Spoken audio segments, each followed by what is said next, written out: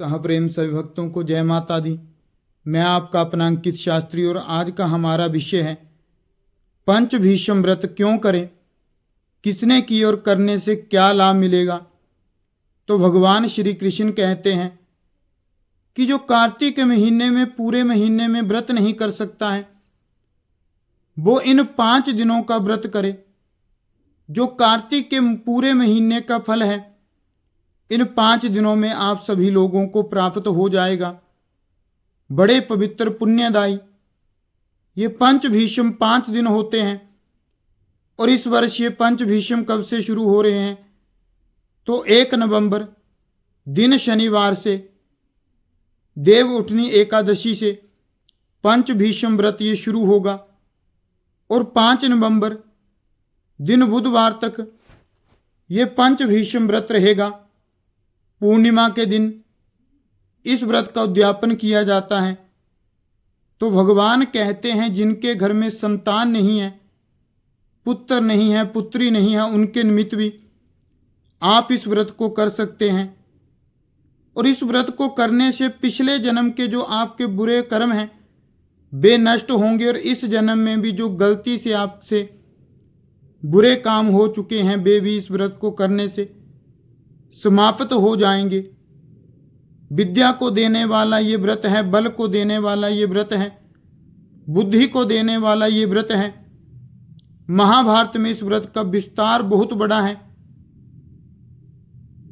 तो श्री कृष्ण जी कहते हैं कि इस व्रत को क्यों किया जाता है, पौराणिक कथा क्या है। तो भीष्म पिताजी के नाम के ऊपर ही ये भीष्म पंचक कहे गए हैं।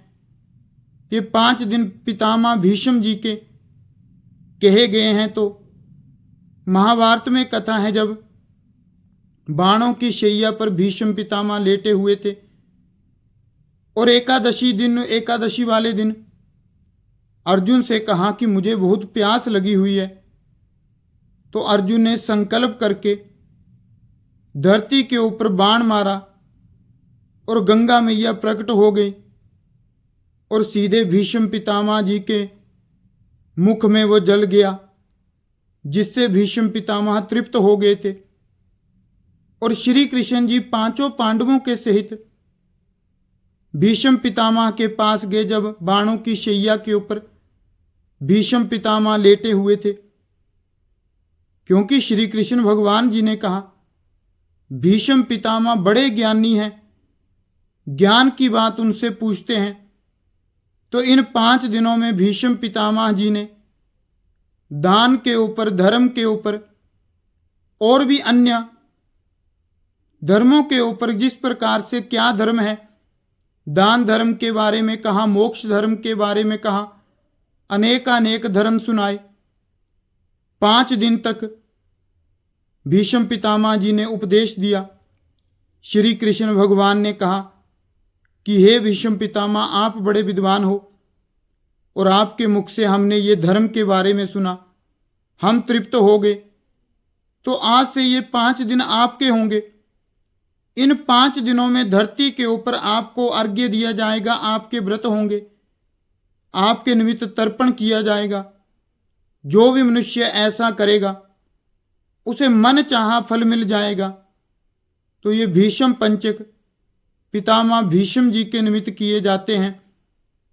तो किस प्रकार से इस व्रत को किया जाता है तो कार्तिक मास में एकादशी के दिन ये व्रत शुरू होगा।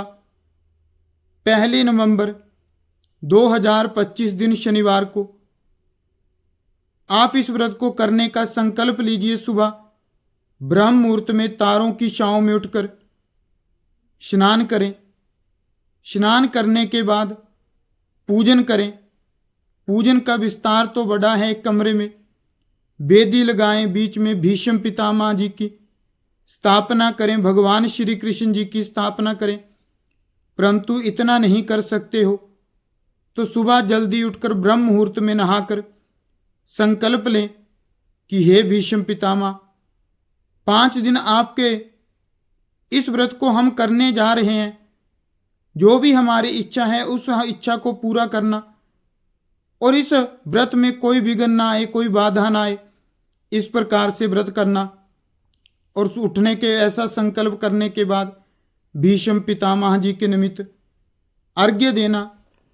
यदि आप अर्घ्य में मंत्र नहीं बोल सकते हो तो ये कहना कि हे अजन्म ब्रह्मचार्य का पालन करने वाले परम पवित्र सत्यव्रत प्रायण गंगा नंदन भीष्म जी को मैं अर्घ्य देता हूं या अर्घ्य देती हूं, ऐसा कहकर अर्घ्य देना।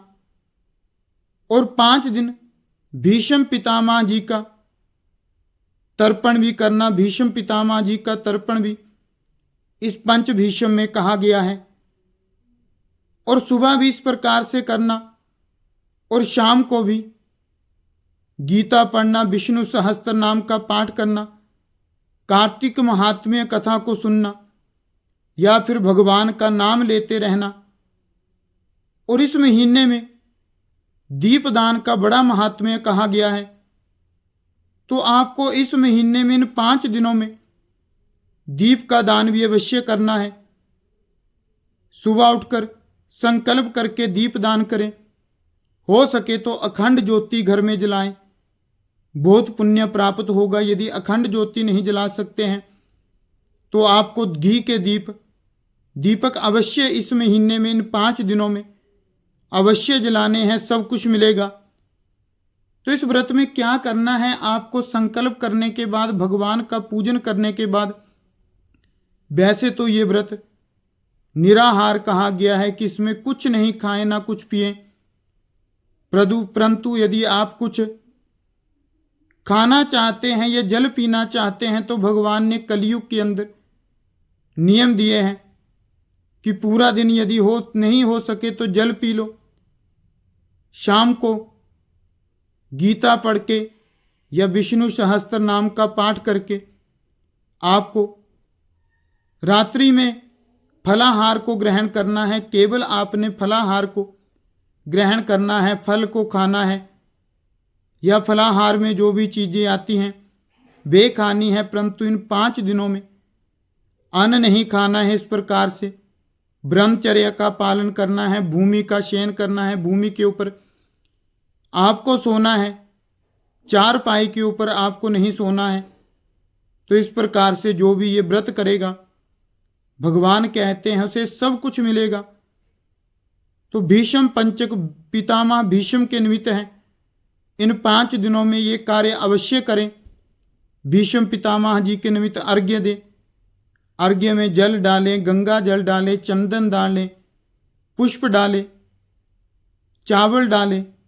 जैसे सूर्य को अर्घ देते हैं उसी प्रकार से भीष्म पितामह जी के निमित्त ये अर्घ्य देना है, तर्पण करना है।